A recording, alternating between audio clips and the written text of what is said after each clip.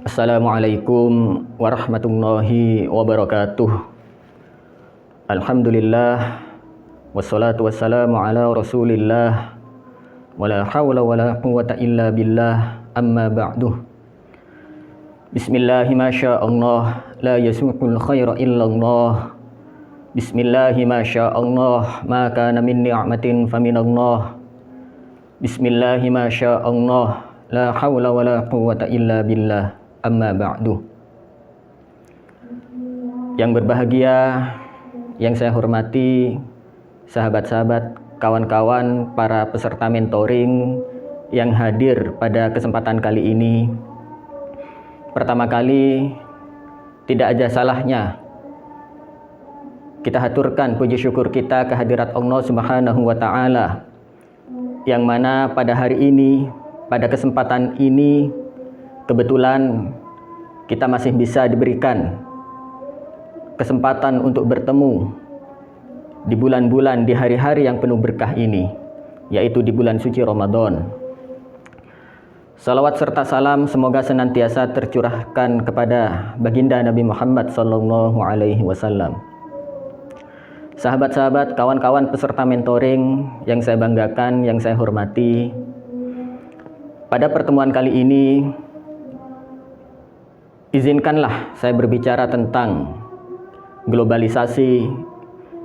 Izinkanlah saya berbicara tentang efek-efek yang kita hadapi pada saat sekarang ini, terutama kaitannya efek negatif globalisasi ketika dikaitkan dengan pergaulan anak-anak muda di era sekarang ini.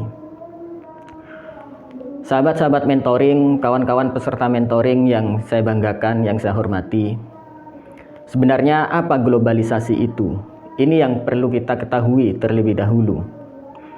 Globalisasi ini adalah sebuah istilah yang mana berasal dari hal-hal yang sifatnya lokalistik, kemudian secara perlahan-lahan maupun secara cepat bisa mengglobal, bisa dipakai oleh seluruh dunia. Dan kebiasaan yang kita ketahui bahwa globalisasi ini bukan hanya berbicara tentang westernisasi. Globalisasi dan westernisasi ini adalah dua hal yang berbeda. Bisa jadi globalisasi ini muncul dari negara-negara timur, walaupun senantiasa identik dengan westernisasi karena memang berasal dari negara-negara barat. Ada efek positif, ada efek negatif juga yang ditimbulkan oleh globalisasi ini, di mana salah satu ciri globalisasi di era sekarang ini yang bisa kita temui yaitu begitu cepatnya informasi ini sampai kepada kita. Tidak hanya dalam hitungan hari, tidak hanya dalam hitungan jam, hitungan menit, hitungan detik pun, saat itu juga kejadian apapun bisa kita ketahui. Ini adalah efek dari globalisasi. Nah, bagaimana kemudian hal-hal apa yang kita hadapi terkait efek-efek negatif akan adanya globalisasi ini, yaitu adalah pergaulan antar para pemuda, pergaulan antar orang-orang muda. Ya, berbicara tentang orang-orang muda, ya usia-usia seperti kalian ini, ya. Usia-usia muda, usia-usia remaja itu sebenarnya ya tidak bisa lagi dikatakan anak-anak, juga tidak bisa lagi belum dikatakan dewasa. Karena apa? Karena itu adalah masa peralihan. Masa peralihan. Ada juga yang mengatakan masa muda ini masa-masa paling indah, ya. Saya kurang paham masa-masa paling indah ini apakah dikatakan dari sisi positifnya atau negatifnya gitu. Yang jelas usia-usia muda ini sebenarnya ya usia-usia produktif. Usia-usia bagaimana seseorang ini bisa berkarya. Tidak hanya kemudian menghabiskan dengan foya-foya, tidak seperti itu. Ya. Nah, dari globalisasi ini kemudian efeknya kepada pergaulan. Ada rambu-rambu sebenarnya. Bagaimana salah satu efek dari globalisasi ini terhadap pergaulan muda-mudi ini bisa memberikan hal-hal yang bermanfaat, bisa memberikan hal-hal yang positif.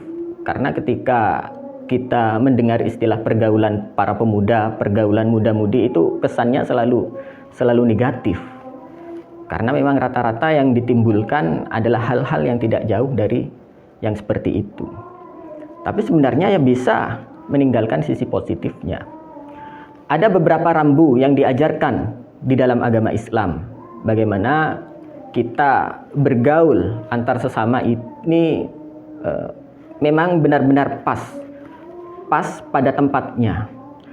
Karena untuk menghindari hal itu sangat tidak mungkin, karena manusia ini diciptakan memang sebagai makhluk sosial, yang mana kehidupannya kehidupan secara kolektif. Dia butuh kepada orang-orang yang lain. Bukan hanya laki-laki membutuhkan kepada sesama laki-laki, akan tetapi terkadang laki-laki juga membutuhkan kepada perempuan. Perempuan butuh kepada perempuan. Perempuan juga butuh kepada laki-laki. Ini adalah sudah sunnatullah. Memang manusia diciptakan sebagai makhluk yang kolektif, kehidupannya secara kolektif.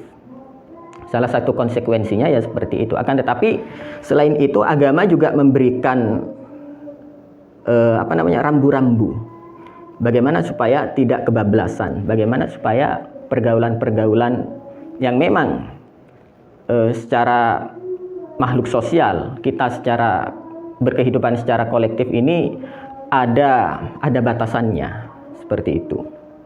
Ya.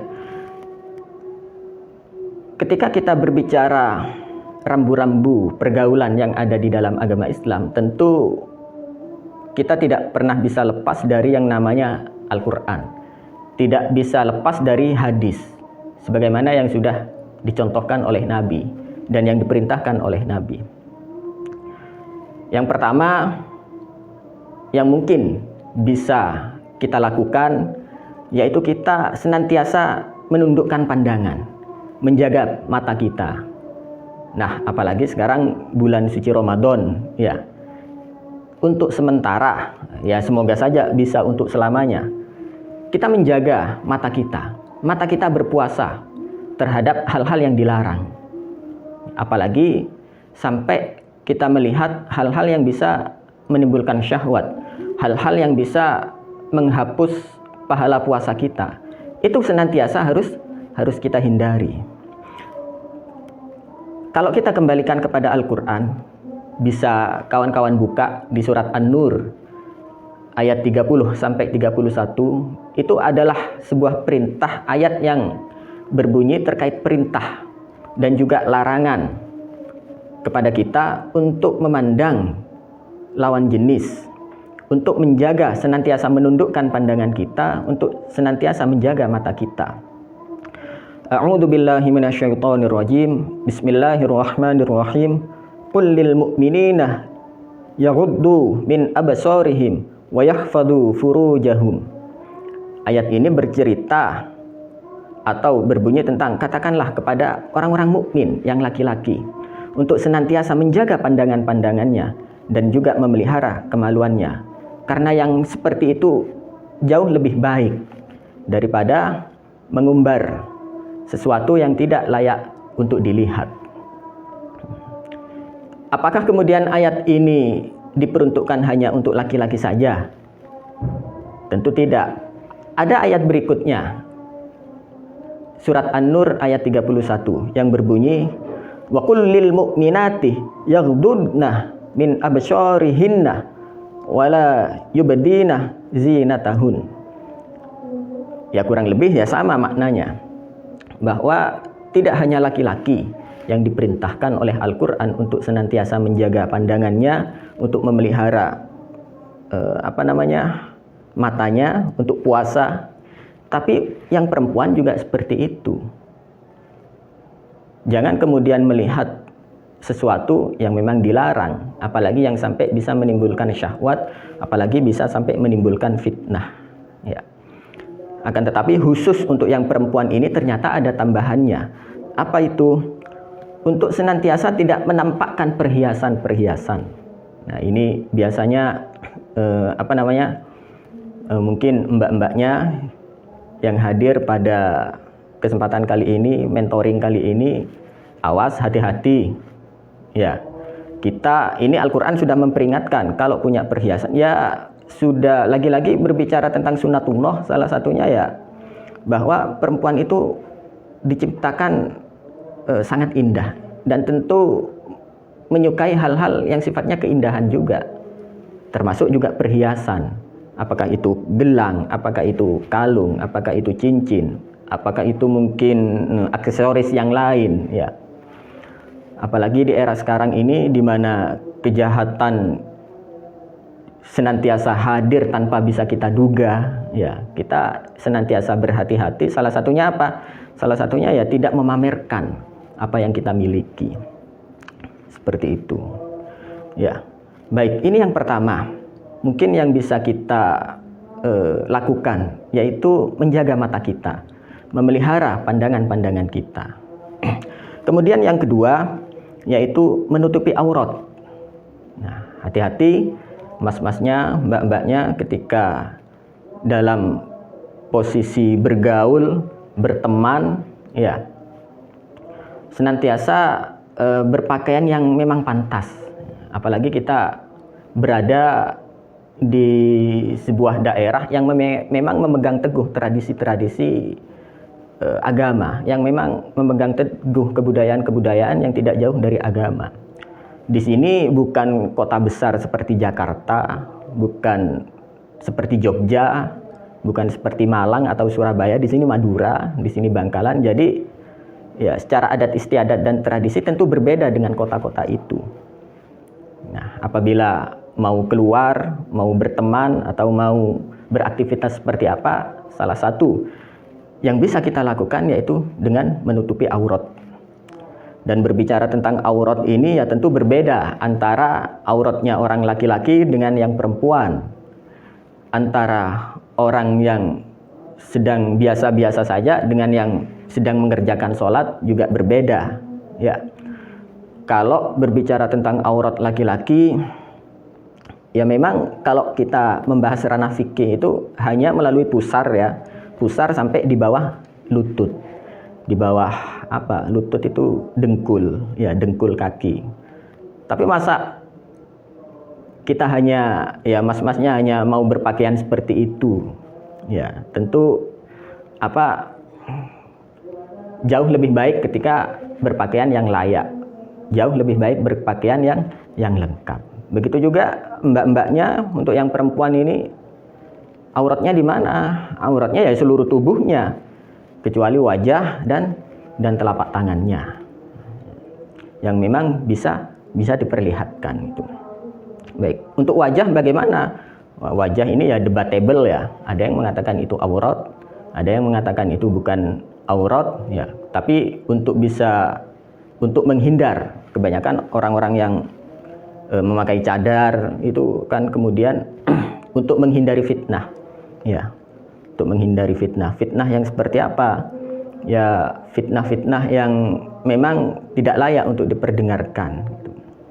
Atau bisa jadi ya memang memakai cadar mungkin bisa karena nggak pede dengan kondisi dan situasi yang ada pada dirinya.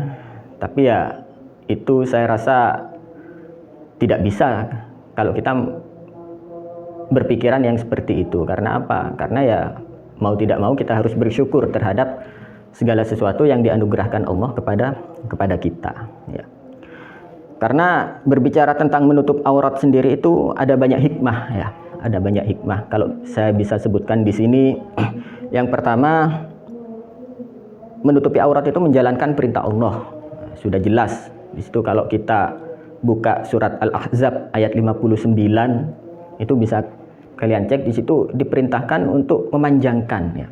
Memanjangkan pakaian-pakaiannya sampai ke leher, juga sampai menutupi aurat seluruhnya, ya. Sehingga ketika kita menjalankan itu ya sama halnya dengan menjalankan perintah Allah Subhanahu wa taala. Kemudian yang kedua, apakah yang kita lakukan dengan menutup aurat ini kemudian percuma atau sia-sia begitu saja? Tentu tidak. Pasti ada pahala tersendiri di sisi Allah yang bisa kita raih, yang mungkin bisa kita dapatkan. Ada pahala-pahala. Karena apa? Karena lagi-lagi ini korelasinya dengan hikmah yang nomor 1 ini.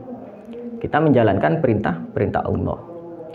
Kemudian ketika sudah menjalankan perintah Allah seperti apa? Ya tentu akan mendapatkan pahala, akan mendapatkan balasan yang setimpal. Baik, kemudian yang ketiga, hikmah yang ketiga menutupi aurat ini menghindari diri dari perbuatan dosa.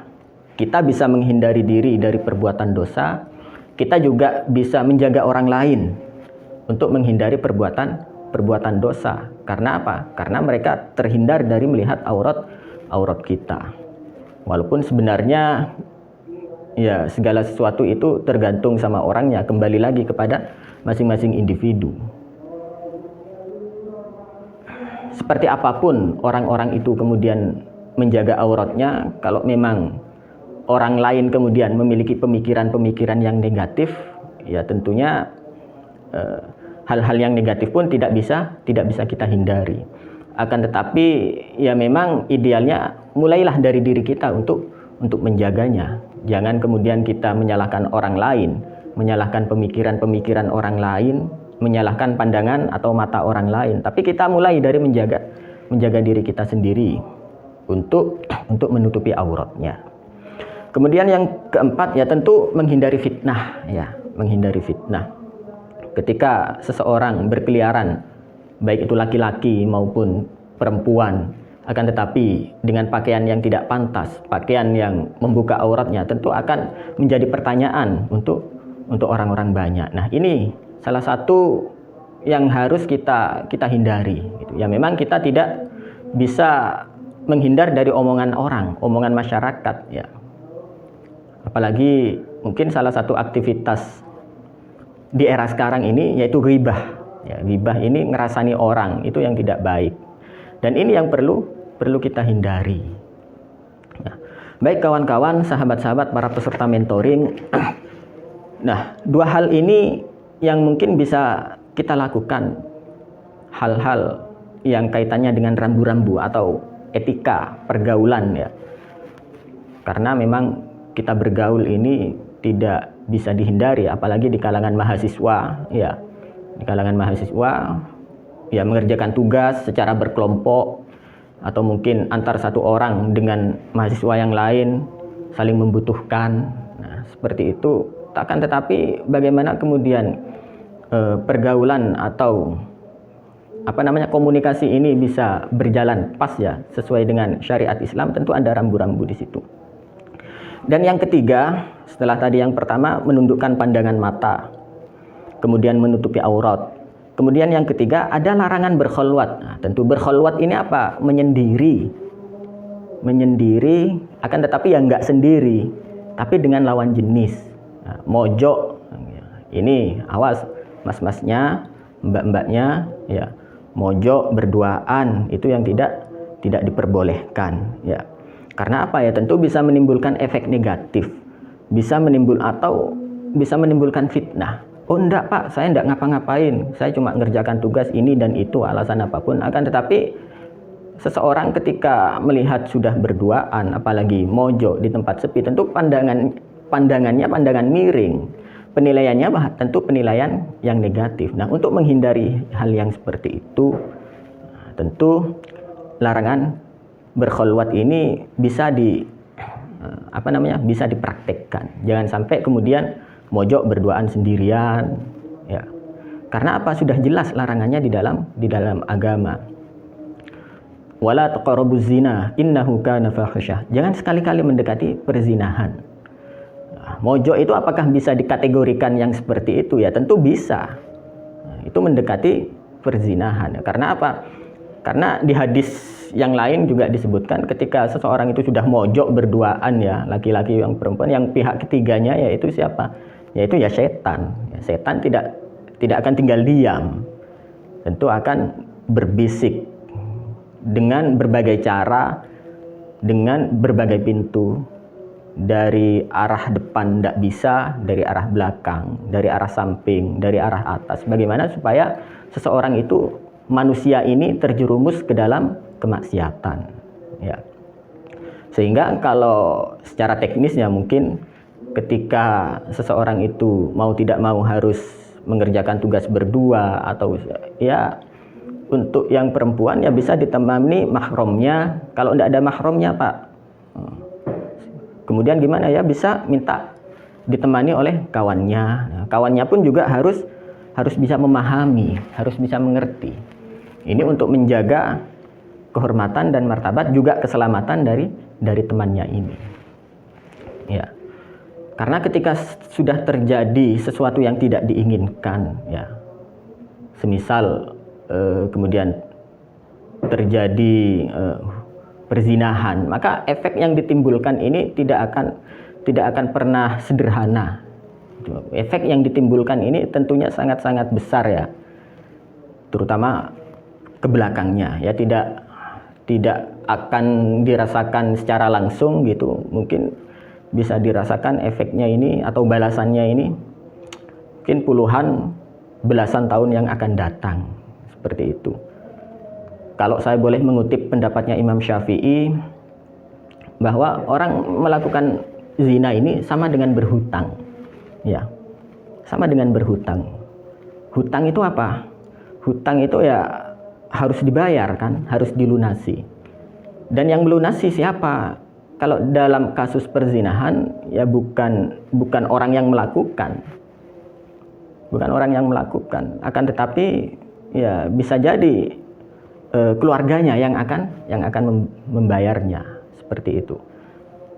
Misalkan seseorang memperlakukan perempuan seperti ini, seperti itu, balasannya bisa jadi mungkin puluhan tahun yang akan datang atau belasan tahun yang akan datang, anak perempuannya juga diperlakukan yang sama oleh orang, atau adik perempuannya juga diperlakukan yang sama oleh orang lain. Ini yang saya sebut bahwa efek perzinahan itu tidak sederhana, sehingga memang harus dihindari, ya. Salah satunya yaitu menghindari untuk berkholwat atau mojok yang saya sebutkan tadi, atau berduaan. Nah, karena itu adalah memang sesuatu yang dilarang. Lebih baik mencegah. Nah, ini ada istilah, kan, sedia payung sebelum hujan. Lebih baik mencegah daripada mengobati. Baik kawan-kawan, sahabat-sahabat, para peserta mentoring yang saya hormati, yang saya banggakan, mungkin itu yang bisa saya sampaikan untuk materi kali ini terkait rambu-rambu apa yang bisa kita hindari, ya, terkait pergaulan. Karena memang di era sekarang ini, zamannya kalian, pergaulan ini ya memang tidak seperti dulu, ya. Terkait tradisi dan budaya pun juga tidak seperti dulu. Kalau orang-orang dulu misalkan ada pergaulan-pergaulan yang berlebihan, kemudian kebablasan, itu malunya bisa satu keluarga, bisa sampai sampai bertahun-tahun. Akan tetapi sekarang budayanya sudah bergeser, hal-hal yang seperti itu ya sudah biasa, dianggap biasa. Nah, ini ya, kan, tetapi kita perlu berhati-hati untuk kedepannya, ya. Baik, itu kita berbicara terkait rambu-rambu. Kemudian efek negatif dari pergaulan yang terlalu kebablasan ini apa? Terakhir, ya, setelah ini selesai. Efek negatif ya tentu bisa menghancurkan masa depan. Sudah pasti itu, ya. Menghancurkan masa depan, masa remaja, masa muda-mudi yang mana usia-usia produktif untuk berkarya, untuk bisa tolabul ilmi, mencari ilmu. Ternyata karena bergaul tidak terkontrol, akhirnya ya hancur semuanya. Gitu. Yang masih sekolah ya mungkin tidak bisa meneruskan sekolahnya, yang kuliah juga tidak bisa meneruskan kuliahnya, tidak bisa meraih cita-citanya. Apakah hanya cukup sampai di situ efeknya? Tentu tidak, ya. Tentu di belakang kalian ini, di belakang kawan-kawan ini, sahabat-sahabat ini, ada harapan dari keluarga. ada harapan dari ayah ibu. Bagaimana kemudian harapan mereka tentunya bagaimana sahabat-sahabat, kawan-kawan ini bisa lebih baik dari mereka. Yang orang tuanya mungkin tidak pernah sekolah, ya tentu mereka berharap kawan-kawan, sahabat-sahabat bisa sekolah. Yang orang tuanya hanya lulusan SMA, aliyah, tentu mereka berharap sahabat-sahabat dan kawan-kawan ini bisa kuliah S1. Yang orang tuanya mungkin hanya lulusan S1, ya tentu mereka juga berharap kawan-kawan, sahabat-sahabat ini bisa meneruskan sampai magister, S2 ataupun doktoral sampai S3.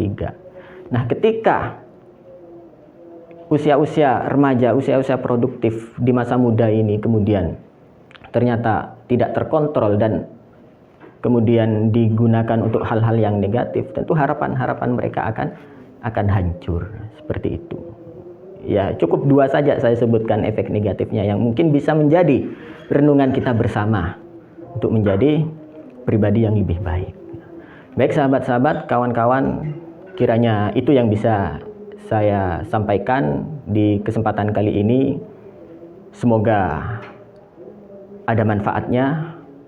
Kurang lebihnya mohon maaf. Akhirul kalam. Wallahul muwaffiq ila aqwamit thoriq. Assalamualaikum warahmatullahi wabarakatuh.